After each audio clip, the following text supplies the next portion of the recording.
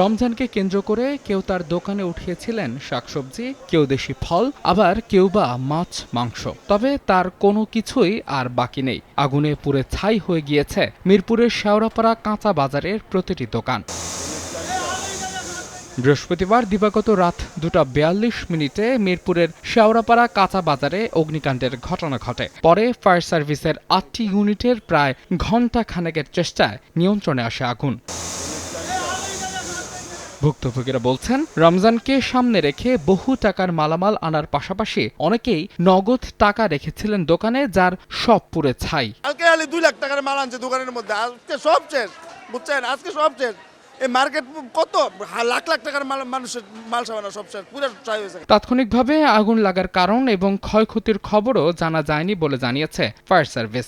আগুনের সূত্রপাত কিভাবে হয়েছে এখনো তা জানা যায়নি, তদন্ত সাপেক্ষে তা বলা যাবে। বাট ঘটনাস্থল পর্যবেক্ষণ করে যেটা দেখা গেছে, শেওড়াপাড়া কাঁচা বাজারের মেইনলি সবজি এবং মাছের বাজার, এখানে আগুন ধরেছে এবং এই মাছের বাজার এবং এই সবজি বাজার এগুলি বেশি, মুদি বাজার এগুলি বেশি ক্ষয়ক্ষতি হয়েছে।